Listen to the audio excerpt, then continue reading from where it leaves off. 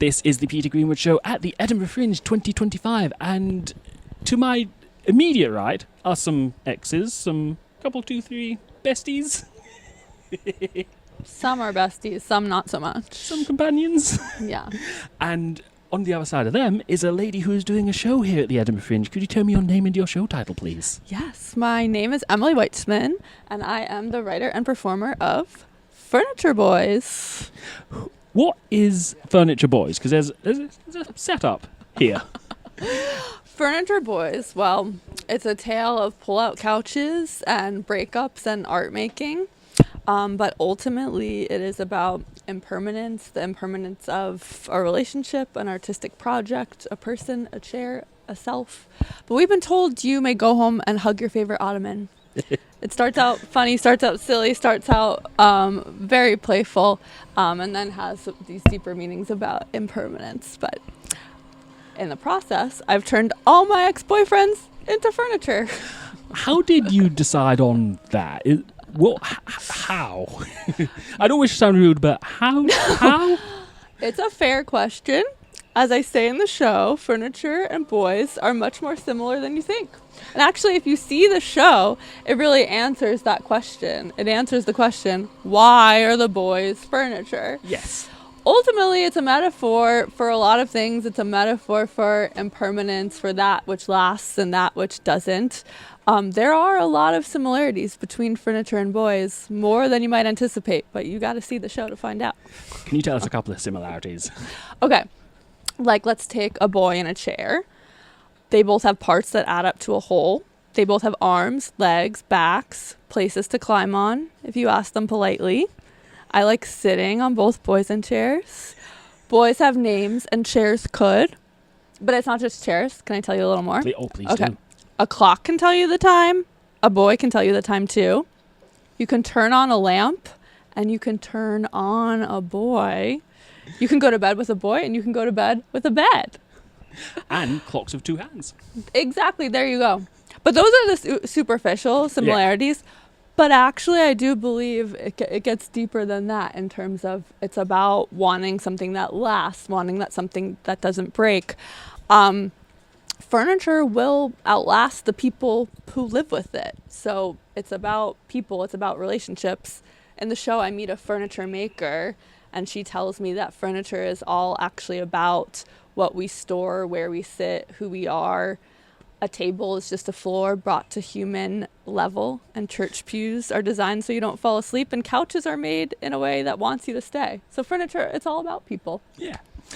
So when you were putting the show together, and you were how did you decide which boy was which bit of furniture? Because we have some furniture here. Who are some of these individuals? So some of these pieces have been cast in the play, but some of them are more promotional. Like you'll see me around Edinburgh wearing my little bench here. In the play, we have furniture of all sizes. We have a huge blow-up couch that I brought the blow-up couch in my suitcase to Edinburgh. That's amazing. Yes, that's a Vander, my very first boyfriend, an important piece in the play. There's an office chair who is a very practical, kind of boring ex. It was hard sometimes to decide which furniture was which boyfriend. It's not one-to-one. Right here, I could only bring the little ones. This is all of the Kyles. Kyle 1, 2, 3, 4, 5, 6, 7, 8, 9. We go on and on. I didn't know there were that many Kyles in the world. Well, right? I hoped there weren't that many Kyles in the world. They're cute, but childish, you know? It's like, grow up, Kyle. Yeah, be better, Kyle. Be better, Kyle. Like, you're a bench Kyle, be a couch Kyle. Be a couch, Kyle. There you go. Be more comfortable. Yeah. You get the idea. Well, I'm with you. I feel exactly.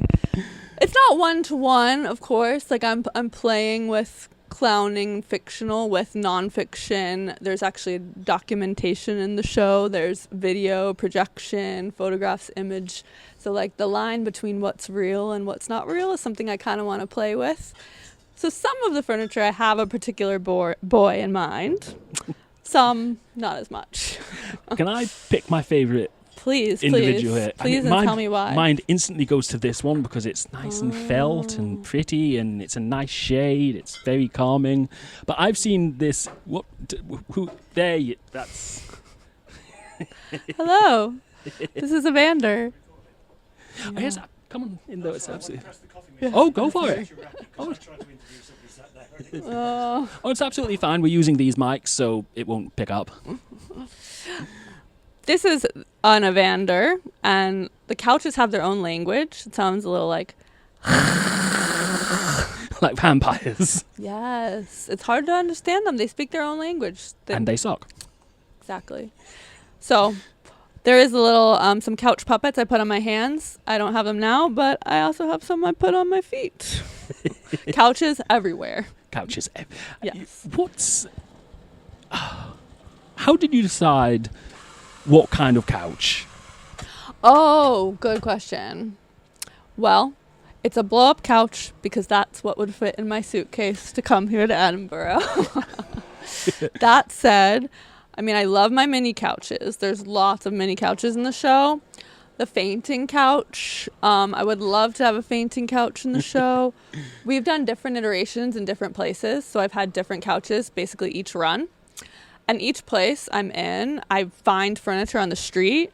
I go to the charity shops in that place. And I add furniture to the show based on what's in the place where I am.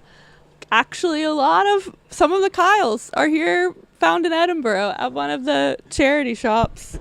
All down there. Oh, we have some Scottish Kyles here. Some Scottish Kyles, yeah. Amazing. I love the accents, the decorative accents, that is. These boxes, too, actually, here from Edinburgh. Are they from here? They are. Oh, fabulous. Yeah, Scotland's a very useful place sometimes. Exactly. Full of furniture, boys. Yeah. Now, I don't wish to be rude or take this to a bit of a crude place. Okay. I can't help but notice some of these boys are bigger than the others. That is true. Is that a metaphor for their emotional level, their maturity level? You know, I like when the audience takes from the show what they do. So that is certainly a way you could take it, because different pieces of furniture in the show definitely have different levels of emotional maturity, emotional intelligence, not necessarily by size, but like with the Kyles over here, they're certainly childish. Yeah, but I mean, there's a tiny wee Kyle here. A tiny wee Kyle, exactly. Yeah. But people have told me they've left the show and then they never look at furniture in the same way. Yeah. Furniture, they really do have personalities. Like different pieces of furniture, I feel like evokes different feelings, emotions. They have their own personalities. Yeah. And also what you use them for. Like you get in late at night, you want to collapse on your couch, you're having dinner, you sit in one of these Kyles by one of these Kyles. Exactly. There's like a task chair for doing tasks and a big armchair, for resting. Exactly. Different kinds of furniture hold different purposes. And it's like we make what we need and we make what will give us what we need to get out of that moment. So, yeah. Furniture, it's all about people. It's all about relationships. And that's ultimately what the show is about, too. I'd like to ask a little bit about how, when you decided what people to use, did you tell them they were going to be a couch, a bench, a wee stool? Some of them, yes. That's in the show, too, because the story of the show goes way back. I first made boys into furniture when I was 18 years old. I wrote a poem about a blow-up couch because I wanted to write and perform in a poetry slam about a boyfriend. But I was like, who wants to hear some girl just going on about her boyfriend? I thought much more interesting than writing about the boy would be writing about the couch. So I actually wrote and performed that poem like 15 years ago. And I did tell that boy that I was making him into a couch. And like his reaction to that is actually in the show itself. So the show becomes very meta as I continued this art project of making boys into furniture and making art. It kept like changing and evolving and growing as my life went on, and I had different boyfriends. So the boyfriends' reactions to me making boys into furniture in my art is actually a part of the show itself. So come to the show and find out. I feel like this little fella is definitely a reaction. You think you would have quite a reaction to I feel like I would. If I were to be a cat, I'd like to be either this one, or this one, because again, I'm just all about comfort. Right. I just want to be. This one's so comfortable, nice and chilled. Yeah, and do you think what would you name any of these pieces of furniture? Sometimes I feel like comes to you, this one would maybe be a Jamie or a James. Okay, I could see that. A Neil, maybe. Neil, I like that. Yeah. I feel like this would be like a Brandon. Just always chilling at the beach. Yeah. Not doing much. Yeah. This one, I don't know how. Maybe a Graham? Graham? Okay. Yeah, you can see a Graham. I see it. And this one is Jeremy. Jeremy. We have a Jeremy in the show. Is Jeremy here tonight? This sounds Jeremy's not here. This is becoming like a seance. If Jeremy is here, talk to us. Here. No, Jeremy's a dining room table leg, and we're in a long distance relationship, and it's just the leg of the table. Right. So it's like so much sexting for only pictures of a leg. And then ultimately, in the end, it doesn't work out. We have to table that relationship with the dining room table. I love that. I wish I'd have thought of that. There's a lot of furniture puns in the show. Which I am all about the puns. You are? I love a pun. I love a pun as well. We're full of furniture puns and furniture boys. There's so many. People will just now start sending me furniture puns. They also start sending me pictures of furniture on the street, and I love it. So I've become this like furniture lady, just collecting all the furniture and images of furniture on the street. I feel like I need to tweet you some furniture. I'll get home and be like, look at my wardrobe. I would love that. And people tell me, I went home and I named my lamp. I went home and we had a reviewer say, I went home and you just might go home and hug your favorite ottoman. You might. What's it been like bringing the show to Edinburgh, and how has it changed? Have you changed it at all for a Scottish audience? And how, I want to touch on something else you mentioned as well. How has it grown through your life? Yeah. Coming to Edinburgh, I mean, it's a great opportunity to work on the show, doing it every day. I would say the heart of the show is the same. But I have added in a little date with a Scottish chair. So I go on a date with a chair here in Edinburgh. So that has changed based on Edinburgh. Of course, we've added some furniture that we found around Edinburgh, found around the streets, found in the charity shops. We like to add a little bit of specifics based on each place that we go to. The show really is always evolving. To answer your other question, there is this broken chair that plays a key role in the show that I just felt this attachment to this chair. I just couldn't throw it away, and I started to take pictures with it all around the world. Before I was even making the show, it became this kind of art project of me taking pictures with the same broken chair. So in the show itself is the broken chair, these images of the chair, and the meaning behind the chair comes out and evolves throughout the show. And that's something that was always evolving and changing. Like I said, I started making boys into furniture like 15 years ago. And as my life has changed, my relationships have changed, there's been furniture added to the show. Yeah. Finally, the final piece of furniture, my boyfriend, who arrived from the U.S. today, and he is a piece of furniture in the show. Oh, that's good. Yeah. Good question mark. Is he enjoying being a furniture? He loves it. I actually asked him what kind of furniture he wanted to be in the show. Wow. Yeah. And he said without hesitation, he was like, a bookshelf. I want to be a bookshelf. So he's a bookshelf in the show. But I hesitate to. I don't want to sound insensitive. That's but okay. if let's say your paths diverge, yeah. things don't go well. Would you change? The show's about impermanence. Yeah. Would you change what he is?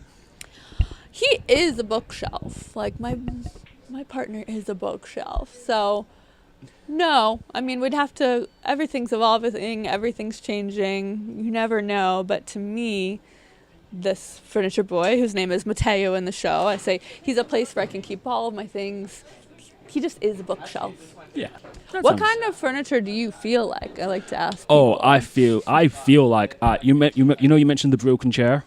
Yes. I'm like, I don't know how broken your chair is, but imagine a broken chair with like 3 legs and one of them's incredibly one leg's missing, one's incredibly wonky. You can't sit on it, but it still looks pretty and has a nice butt. Exactly. That's me.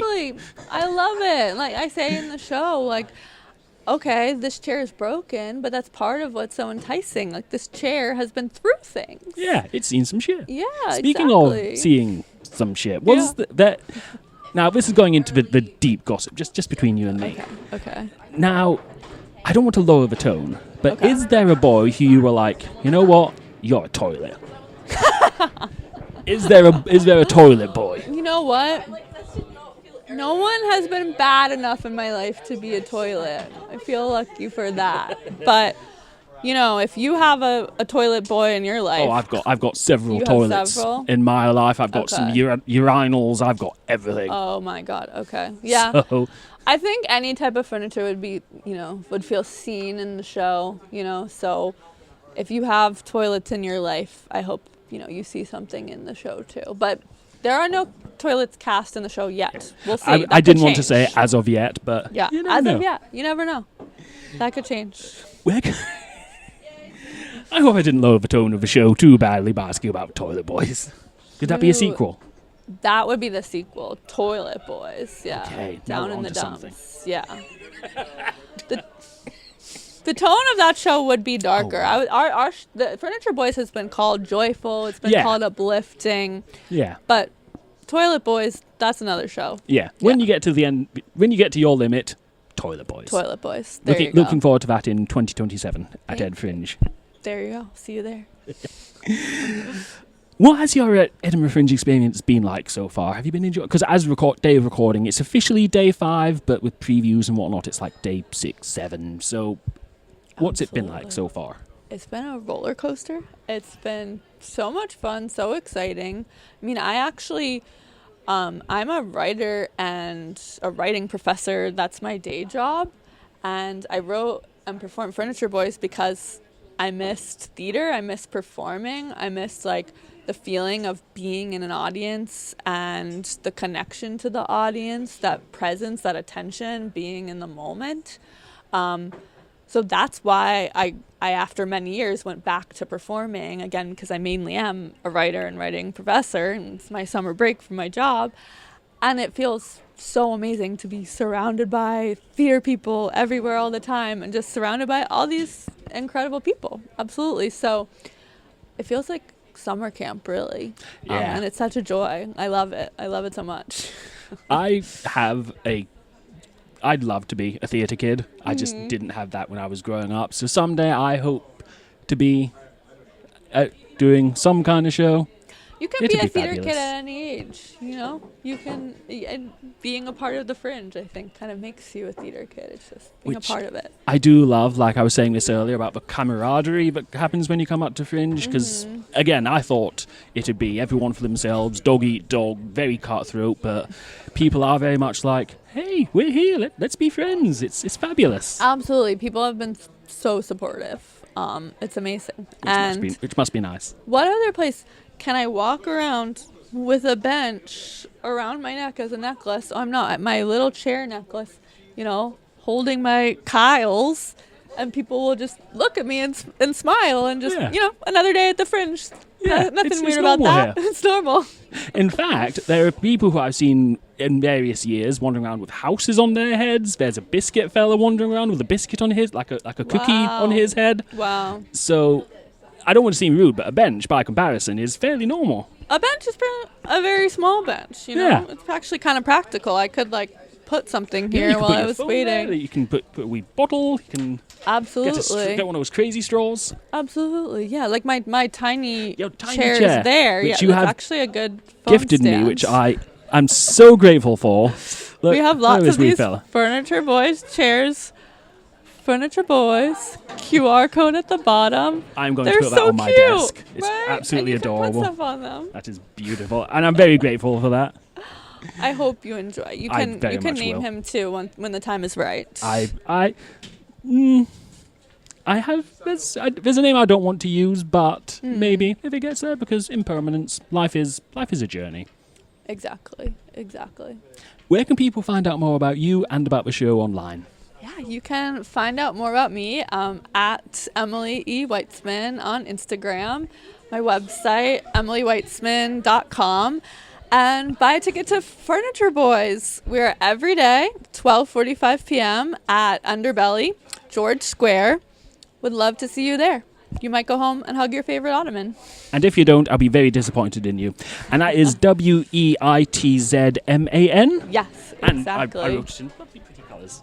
I love it. Beautiful. Emily Weitzman, Furniture Boys. Yeah. Go to the Underbelly box office, Underbelly website. Get your ticket for Furniture Boys. And find out more about the furniture.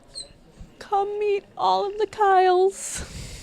Furniture Boys is playing every day until the 25th of August at 12:45 in the afternoon over at Buttercup at Underbelly. For tickets, go to edfringe.com and search for Furniture Boys. Until next time for the Peter Greenwood Show at the Edinburgh Fringe 2025, I'm Peter Greenwood. See you next time.